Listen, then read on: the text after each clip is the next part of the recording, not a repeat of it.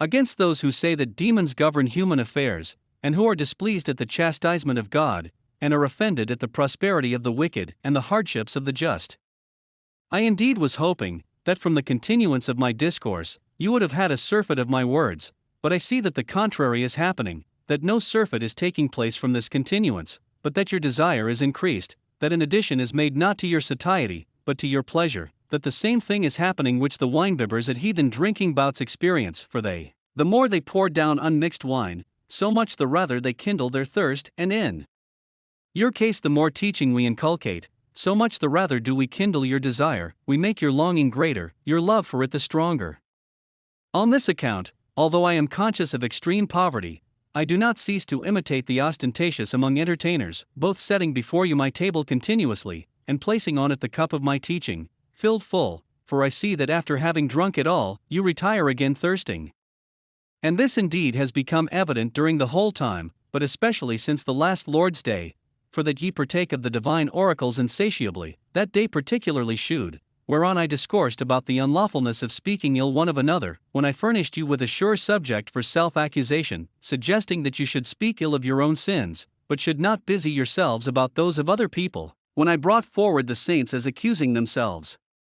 Indeed, but sparing others, Paul saying I am the chief of sinners, and that God had compassion on him who was a blasphemer, and a persecutor, and injurious, and calling himself one born out of due time, and not even thinking himself worthy of the title of apostle.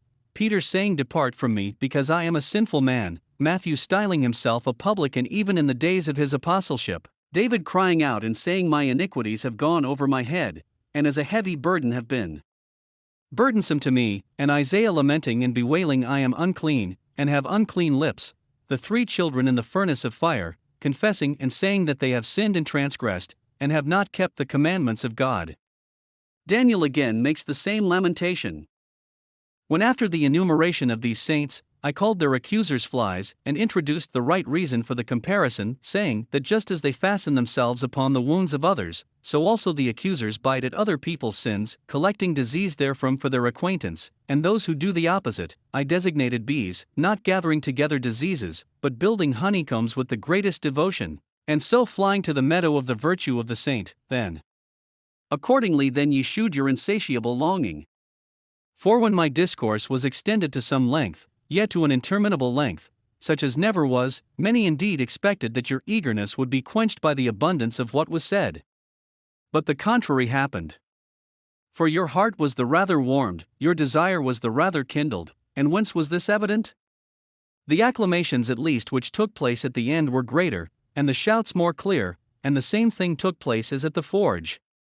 For as there at the beginning indeed the light of the fire is not very clear, but when the flame has caught the whole of the wood that is laid upon it, it is raised to a great height, so also accordingly this happened on the occasion of that day.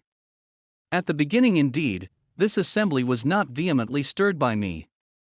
But when the discourse was extended to some length, and gradually took hold of all the subjects and the teaching spread more widely, then accordingly, then the desire of listening was kindled in you, and the applause broke forth more vehemently. On this account, although I had been prepared to say less than was spoken, I then exceeded the measure, nay rather I never exceeded the measure. For I am wont to measure the amount of the teaching not by the multitude of the words spoken, but by the disposition of the audience. For he who meets with a disgusted audience, even if he abridge his teaching, seems to be vexatious, but he who meets with eager, and wide-awake, and attentive hearers, though he extend his discourse to some length, not even thus fulfills their desire. But since it happens that there are in so great a congregation, certain weak ones, unable to follow the length of the discourse, I wish to suggest this to them, that they should hear and receive, as much as they can, and having received enough should retire.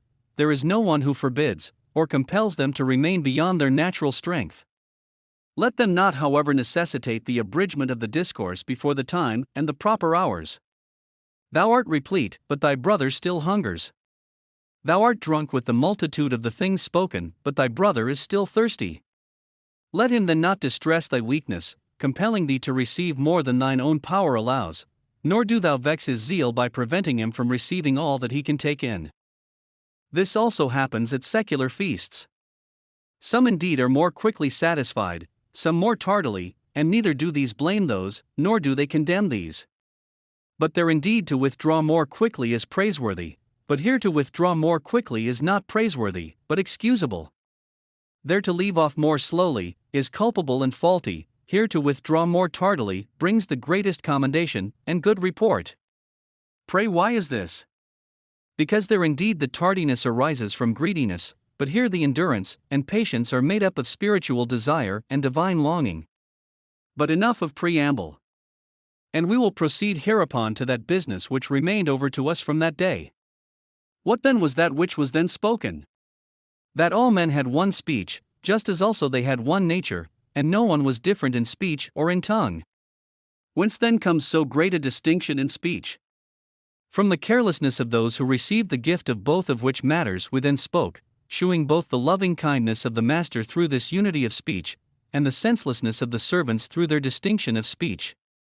For he indeed foreseeing that we should waste the gift nevertheless gave it, and they to whom it was entrusted waxed evil over their charge. This is then one way of explanation, not that God wrested the gift from us, but that we wasted what had been given. Then next after that we received afterwards gifts greater than those lost. In place of temporal toil he honored us with eternal life. In place of thorns and thistles he prepared the fruit of the Spirit to grow in our souls. Nothing was more insignificant than man, and nothing became more honored than man. He was the last item of the reasonable creation. But the feet became the head, and by means of the firstfruits, were raised to the royal throne. For just as some generous and opulent man who has seen some one escape from shipwreck and only able to save his bare body from the waves, cradles him in his hands, and casts about him a bright garment, and conducts him to the highest honors, so also God has done in the case of our nature. Man cast aside all that he had, his right to speak freely, his communion with God, his sojourn in paradise, his unclouded life, and as from a shipwreck, went forth bare. But God received him and straightway clothed him, and taking him by the hand gradually conducted him to heaven. And yet the shipwreck was quite unpardonable. For this tempest was due entirely not to the force of the winds, but to the carelessness of the sailor. And yet God did not look at this, but had compassion for the magnitude of the calamity, and him who had suffered shipwreck in harbor, he received as lovingly as if he had undergone this in the midst of the open sea. For to fall in paradise is to undergo shipwreck in harbor. Why so? Because when no sadness, or care, or labors, or toil, or countless waves of desire assaulted our nature, it was upset and it fell. And as the miscreants who sail the sea, often bore through the ship with a small iron tool, and let in the whole sea to the ship from below, so accordingly then, when the devil saw the ship of Adam, that is his soul, full of many good things, he came and bored it through with his mere voice, as with some small iron tool, and emptied him of all his wealth and sank the ship itself. But God made the gain greater than the loss, and brought our nature to the royal throne. Wherefore Paul cries out and says, He raised us up with him, and made us to sit with him, on his right hand in the heavenly places, that in the ages to come he might shew the exceeding riches of his grace and kindness towards us. What dost thou say? The thing has already happened and has an end, and dost thou say in order that he might shew to the ages to come? Has he not shown? He has already shown, but not to all men, but to me who am faithful, but the unbelieving has not yet seen the wonder. But then, in that day the whole nature of man will come forward, and will wonder at that which has been done, but especially will it be more manifest to us. For we believe even now, but hearing and sight do not put a wonder before us in the same way, but just as in the case of kings when we hear of the purple robe, and the diadem, and the golden raiment, and the royal throne, we wonder indeed, but experience this in greater degree when the curtains are drawn aside, and we see him seated on the lofty judgment seat. So also in the case of the only begotten, when we see the curtains of heaven drawn aside, and the King of angels descending thence, and with his bodyguard of the heavenly hosts, then we perceive the wonder to be greater from our sight of it. For consider with me what it is to see our nature borne upon the cherubim, and the whole angelic force surrounding it. But look, with me too, at the wisdom of Paul, how many expressions he seeks for, so as to present to us the loving kindness of God. For he did not speak merely the word grace, nor riches, but what did he say? The exceeding riches of his grace in kindness. But notwithstanding even so, he is below the mark, and even as the slippery bodies when grasped by countless hands, escape our hold, and slip through easily, so also are we unable to get hold of the loving kindness of God in whatever expressions we may try to grasp it, but the exceeding magnitude of it baffles the feebleness of our utterances. And Paul, therefore, experiencing this, and seeing the force of words defeated by its magnitude, desists after saying one word, and what is this? Thanks be to God for his unspeakable gift. For neither speech, nor any mind is able to set forth the tender care of God. On this account he then says that it is past finding out, and elsewhere the peace of God which passeth all understanding shall keep your hearts. But, as I was saying, these two ways of explanation are found in the meantime, one indeed that God has not wrested the gift that we have lost, and next, that the good things which have been given to us are even greater than those which we have lost. And I wish also to mention a third too. What then is the third? That even if he had not given the things after these, which were greater than those we had lost, but had only taken away what had been given to us, as we furnished the reason why, for let this be added, even this is enough of itself to shew his tender care towards us. For not only to give, but also to take away what was given, is a mark of the greatest loving kindness, and, if you will, let us lay bare the matter in the case of paradise. He gave paradise. This of his own tender care. We were seen to be unworthy of the gift. This of our own senselessness. He took away the gift from those who became unworthy of it. This came of his own goodness. And what kind of goodness is it, says one, to take away the gift? Wait, and thou shalt fully hear. For think, what Cain would have been, dwelling in paradise after his blood guiltiness. For if, when he was expelled from that abode, if when condemned to toil and labor, and beholding the threat of death hanging over his head, if seeing the calamity of his father before his eyes, and holding the traces of the wrath of God still in his hands, and encompassed with so great horrors, he lashed out into such great wickedness, as to ignore nature, and to forget one born from the same birth pangs, and to slay him who had done him no wrong, to lay hold on his brother's person and to dye his right hand with blood, and when God wanted him to be still, to refuse submission, and to affront his Maker, to dishonor his parents, if this man had continued to dwell in paradise, look, into how great evil he would have rushed. For if when so many restraints were laid upon him, he leapt with fatal leaps, and if these walls were set at naught, whither would he not have precipitated himself? Wouldst thou learn too from the mother of this man, what a good result the expulsion from the life of paradise had, compare what Eve was before this, and what she became afterwards. Before this indeed, she considered that deceiving devil, that wicked demon to be more worth believing than the commandments of God, and at the mere sight of the tree, she trampled under foot the law which had been laid down by him. But when the expulsion from paradise came, consider how much better and wiser she grew. For when she bare a son, she says, I have gotten a man through the Lord. She straightway flew to the master, who before this had despised the master, and she neither ascribes the matter to nature, nor puts the birth down to the laws of marriage, but she recognizes the Lord of nature, and acknowledges thanks to him for the birth of the little child. And she who before this deceived her husband, afterwards even trained the little child, and gave him a name which of itself was able to bring the gift of God to her remembrance, and again when she bare another, she says, God hath raised up seed to me in place of Abel whom Cain slew. The woman remembers her calamity, and does not become impatient, but she gives thanks to God, and calls the little child after his gift, furnishing it with constant material for instruction. Thus even in his very deprivation God conferred greater benefit.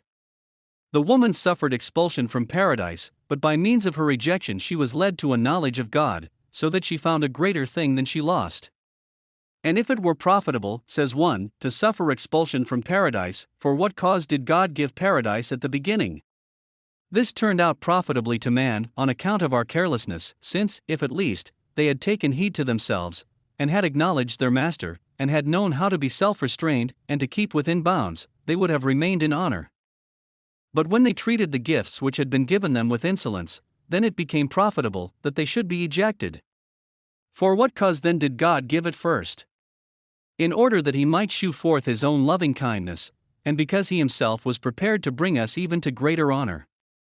But we were the cause of chastisement and punishment on all sides, ejecting ourselves through our indifference to goods which were given to us. Just as therefore an affectionate father, at first indeed, suffers his own son to dwell in his home, and to enjoy all his father's goods, but when he sees that he has become worthless of the honor, he leads him away from his table, and puts him far from his own sight, and often casts him forth from his paternal home, in order that he, suffering expulsion, and becoming better by this slight and this dishonor, may again shew himself worthy of restoration, and may succeed to his father's inheritance. So has God done. He gave paradise to man. He cast him out when he appeared unworthy, in order that by his dwelling outside, and through his dishonor, he might become better, and more self-restrained, and might appear worthy again of restoration. Since after those things he did become better, he brings him back again, and says, Today shalt thou be with me in paradise. Dost thou see that not the gift of paradise, but even the ejection from paradise was a token of the greatest tender care?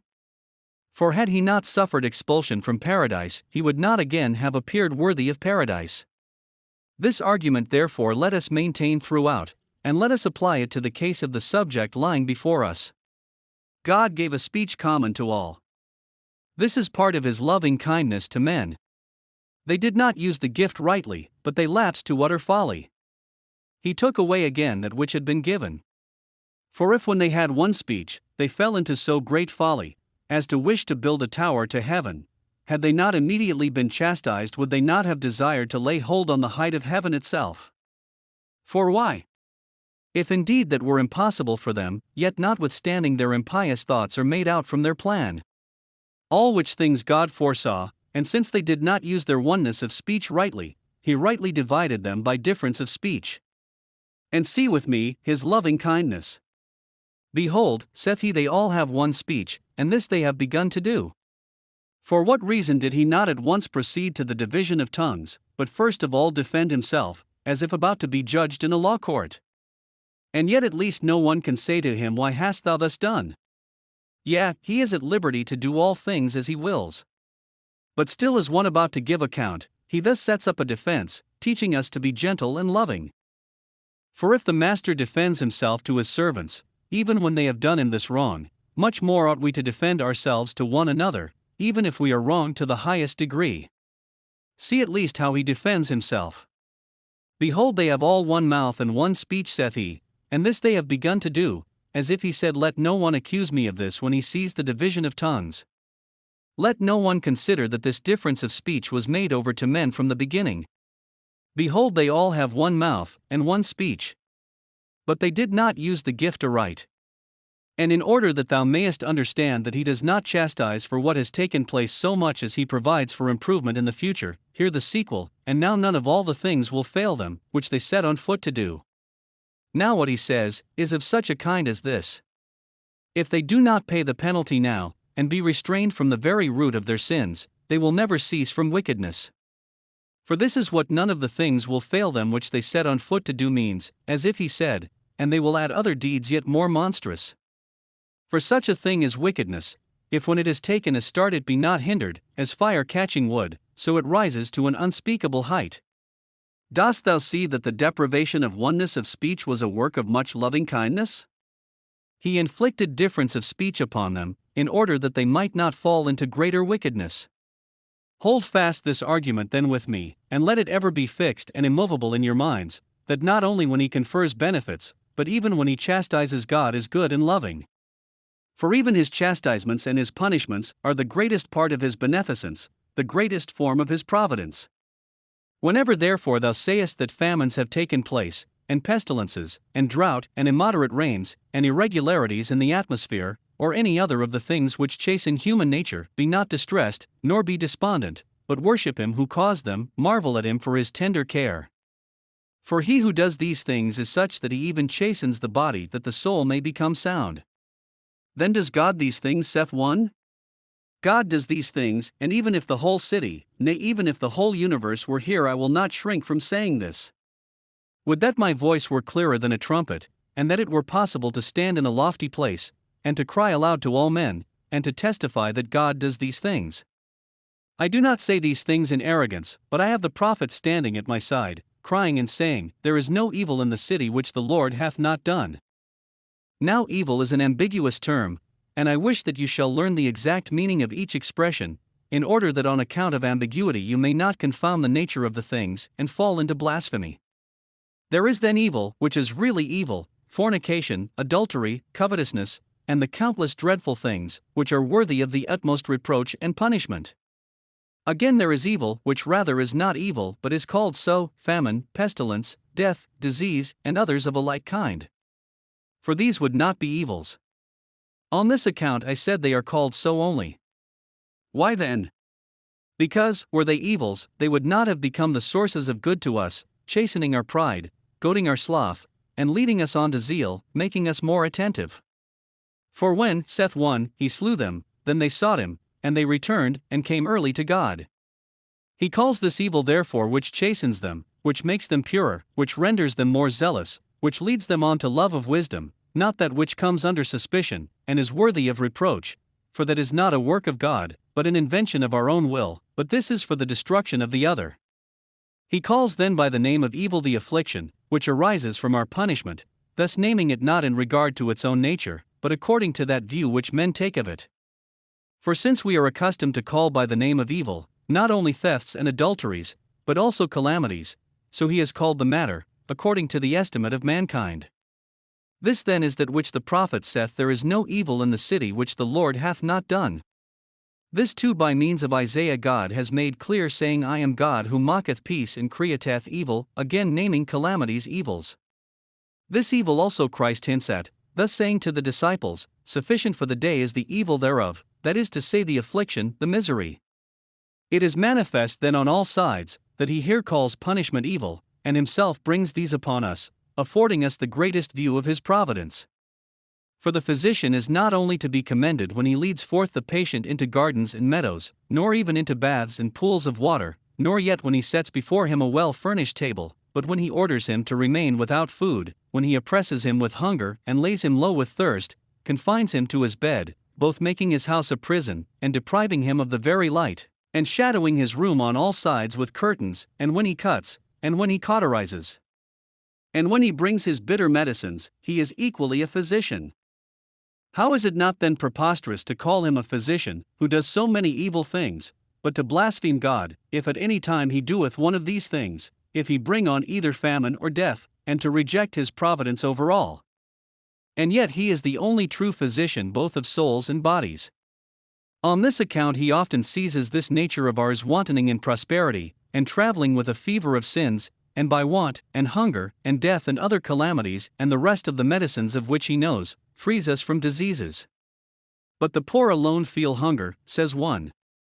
But he does not chasten with hunger alone, but with countless other things. Him who is in poverty he has often corrected with hunger, but the rich in him who enjoys prosperity, with dangers, diseases, untimely deaths. For he is full of resources, and the medicines which he has for our salvation are manifold. Thus too the judges do. They do not honor or crown those only who dwell in cities, nor do they provide gifts alone, but they also often correct.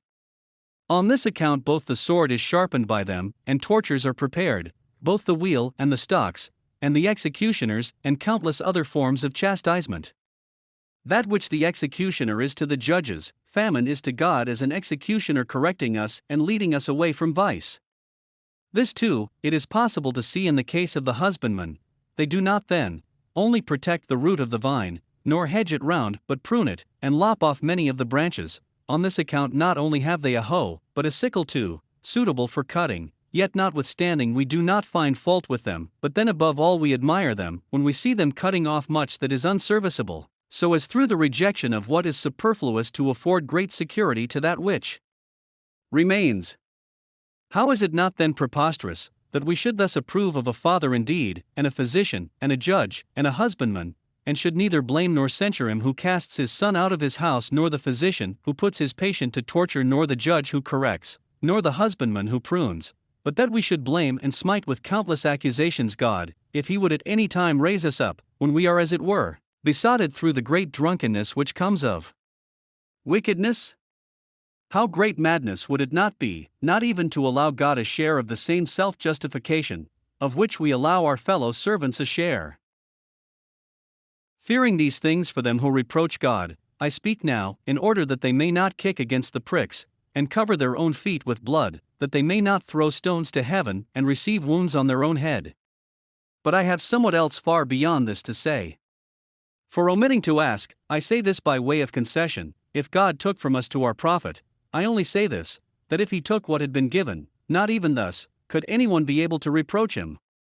For he was Lord of his own. Among men indeed, when they entrust us with money, and lend us silver, we give them our thanks for the time during which they lent it, we are not indignant at the time at which they take back their own. And shall we reproach God who wishes to take back his own? Indeed, now is this not the extreme of folly? Yet the great and noble Job did not act thus. For not only when he received, but even when he was deprived, he gives the greatest thanks to God, saying, "The Lord gave, the Lord hath taken away, may the name of the Lord be blessed forever." But if it is right to give thanks for both these even separately, and deprivation is not the less serviceable than bestowal, what excusableness should we have, tell me, in recompensing in a contrary spirit, and being impatient with him when we ought to worship, who is so gentle, and loving and careful, who is wiser than every physician, and more full of affection than any father, juster than any judge, and more anxious than any husbandman in healing these souls of ours? What then could be more insane and senseless than they who in the midst of so great good order, say that we are deprived of the providence of God? For just as if someone were to contend that the soul was murky and cold, he would produce an example of extreme insanity, by his opinion, so if any one doubts about the providence of God, much rather is he liable to charges of madness. Not so manifest is the sun, as the providence of God is clear. But nevertheless some dare to say that demons administer our affairs. What can I do? Thou hast a loving master. He chooses rather to be blasphemed by thee through these words, than to commit thine affairs to the demons, and persuade thee by the reality how demons administer. For then thou wouldest know their wickedness well by the experience of it. But rather indeed now it is possible to set it before you as it were by a certain small example. Certain men possessed of demons coming forth out of the tombs met Christ, and the demons kept beseeching him to suffer them to enter the herd of swine. And he suffered them, and they went away, and straightway precipitated them all headlong. Thus do demons govern, and yet to them the swine were of no particular account, but with thee there is ever a warfare without a truce, and an implacable fight, and undying hatred. And if in the case of those with whom they had nothing in common they did not even endure that they should be allowed a brief breathing space of time, if they had gotten unto their power us their enemies who are perpetually stinging them, what would they not have done? And what incurable mischief would they not have accomplished? For this reason God let them fall upon the herd of swine, in order that in the case of the bodies of irrational animals thou mayest learn their wickedness, and that they would have done to the possessed the things which they did to the swine, had not the demoniacs in their very madness experienced the providence of God, is evident to all. And now therefore when thou sayest a man excited by a demon, worship the master, learn the wickedness of the demons. For it is possible to see both things in the case of these demons, the loving kindness of God, and the evil of the demons. The evil of the demons when they harass and disturb the soul of the demented, and the loving kindness of God whenever he restrains and hinders so savage a demon, who has taken up his abode within, and desires to hurl the man headlong, and does not allow him to use his own power to the full, but suffers him to exhibit just so much strength, as both to bring the man to his senses, and make his own wickedness apparent. Dost thou wish to form another example to see once more how a demon arranges matters when God allows him to use his own power? Consider the herds, the flocks of Job, how in one instant of time he annihilated all. Consider the pitiable death of the children, the blow that was dealt to his body, and thou shalt see the savage and inhuman and unsparing character of the wickedness of the demons, and from these things thou shalt know clearly that if God had entrusted the whole of this world to their authority, they would have confused and disturbed everything, and would have assigned to us their treatment of the swine and of those herds, since not even for a little breathing space of time could they have endured to spare us our salvation. If demons were to arrange affairs, we should be in no better condition than possessed men, yea rather we should be worse than they. For God did not give them over entirely to the tyranny of the demons, otherwise they would suffer far worse things than these which they now suffer. And I would ask this of those who say these things, what kind of disorder they behold in the present, that they set down all our affairs to the arrangement of demons? And yet we behold the sun for so many years proceeding day by day in regular order, a manifold band of stars keeping their own order, the courses of the moon unimpeded, an invariable succession of night and day, all things, both above and below, as it were in a certain fitting harmony, yea rather even far more, and more accurately each keeping his own place, and not departing from the order which God who made them ordained from the beginning. And what is the use of all this, says one, when the heaven indeed, and sun, and moon, and the band of stars, and all the rest keep much good order, but our affairs are full of confusion and disorder? What kind of confusion, O man, and disorder? A certain one, says he, is rich and overbearing, he is rapacious and covetous, he drains the substance of the poor day by day, and suffers no terrible affliction. Another lives in forbearance, self-restraint, and uprightness, and is adorned with all other good qualities, and is chastened with poverty and disease, and extremely terrible afflictions. Are these then the matters which offend thee? Yes, these, says he. If then thou sayest both of the rapacious, many chastened, and of those living virtuously, yes, some even enjoying countless goods, why dost thou not abandon thine opinion, and be content with the Almighty? Because it is this very thing which offends me more. For why, when there are two evil men, is one chastened, and another gets off, and escapes, and when there are two good men, one is honored, and the other continues under punishment? And this very thing is a very great work of God's providence. For if he were to chasten all the evil men here, and were to honor here all the good men, a day of judgment were superfluous. Again, if he were to chasten no wicked man, nor were to honor any of the good, then the base would become baser and worse, as being more careless than the excellent, and they who were minded to blaspheme would accuse God all the more, and say that our affairs were altogether deprived of his providence. For if when certain evil men are chastened, and certain good men punished, they likewise say that human affairs are subject to no providence, if even this did not happen, what would they not say? And what words would they not send forth? On this account some of the wicked he chastens, and some he does not chasten, and some of the good he honors, and some he does not honor. He does not chasten all, in order that he may persuade thee that there is a resurrection. But he chastens some in order that he may make them more careless, through fear by means of the punishment of the others, more in earnest. Again, he honors certain of the good, in order that he may lead on others by his honors to emulate their virtue. But he does not honor all, in order that thou mayest learn that there is another season for rendering to all their recompense. For if indeed all were to receive their deserts here, they would disbelieve the account of the resurrection. But if no one were to receive his desert here, the majority would become more careless. On this account some he chastens, and others he does not chasten, profiting both those who are chastened, and those who are not chastened. For he separates their wickedness from those, and he makes the others by their punishment more self-restrained. And this is manifest from what Christ himself said. For when they announced to him that a tower had been brought to the ground, and had buried certain men, he saith to them, What think ye? That these men were sinners only?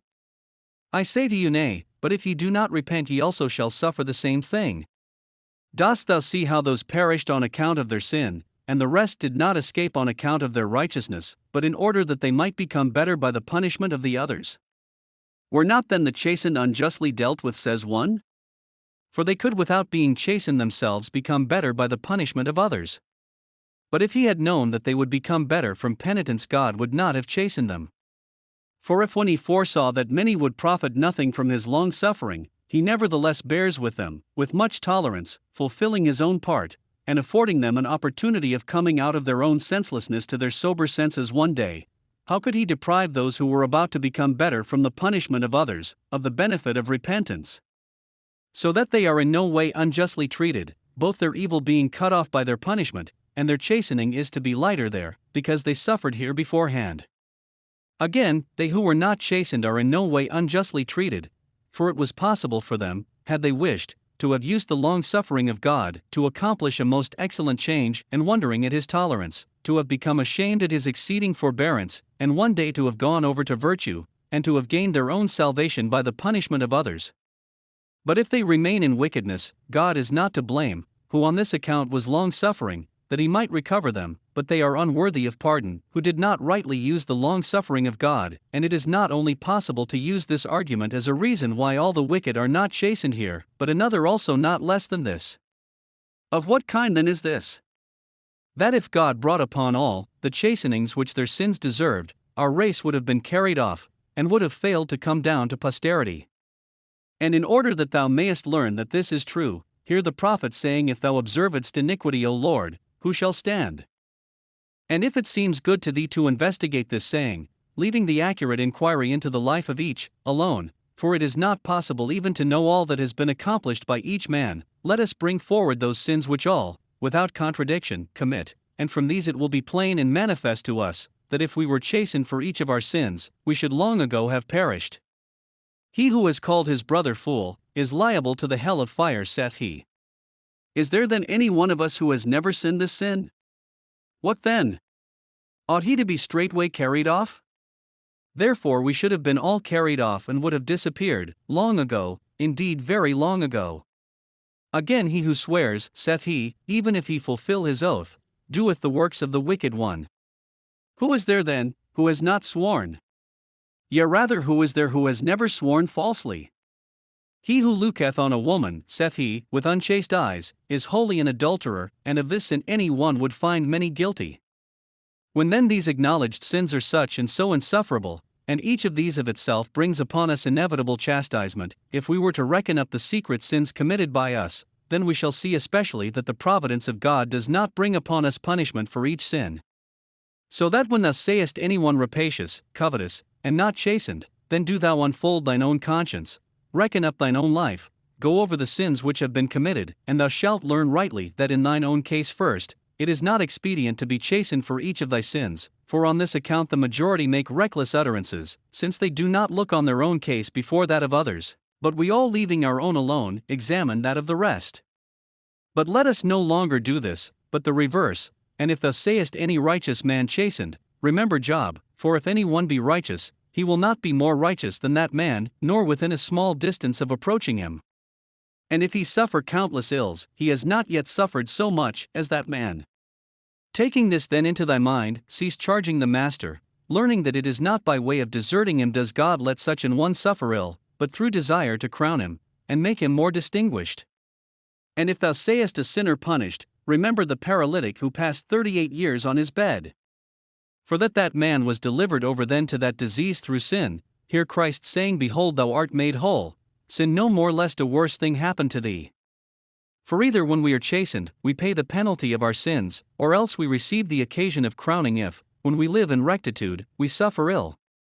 So that whether we live in righteousness or in sins, chastening is a useful thing for us, sometimes making us more distinguished, sometimes rendering us more self-controlled, and lightening our punishment to come for us. For that it is possible that one chastened here, and bearing it thankfully should experience milder punishment there, hear St. Paul saying, For this reason many are weak and sickly, and some sleep. For if we judged ourselves, we should not be judged. But when we are judged, we are corrected by the Lord, that we should not be condemned with the world. Knowing all these things, therefore, let us both moralize in this way on the providence of God, and stop the mouths of the gainsayers. And if any of the events which happen pass our understanding, let us not from this consider that our affairs are not governed by providence, but perceiving his providence in part, in things incomprehensible, let us yield to the unsearchableness of his wisdom. For if it is not possible for one not conversant with it to understand a man's art, much rather is it impossible for the human understanding to comprehend the infinity of the providence of God. For his judgments are unsearchable, and his ways past finding out. But nevertheless from small portions we gain a clear and manifest faith about the whole, we give thanks to him for all that happens. For there is even another consideration that cannot be contradicted, for those who wish to moralize about the providence of God. For we would ask the gainsayers, Is there then a God?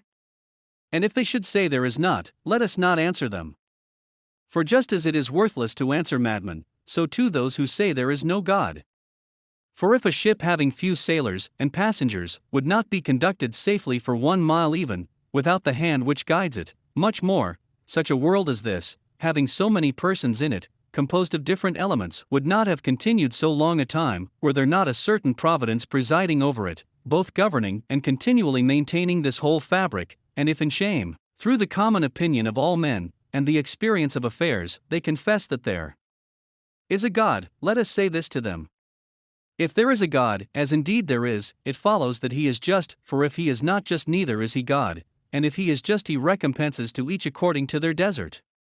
But we do not see all here receiving according to their desert. Therefore it is necessary to hope for some other requital awaiting us, in order that by each one receiving according to his desert, the justice of God may be made manifest.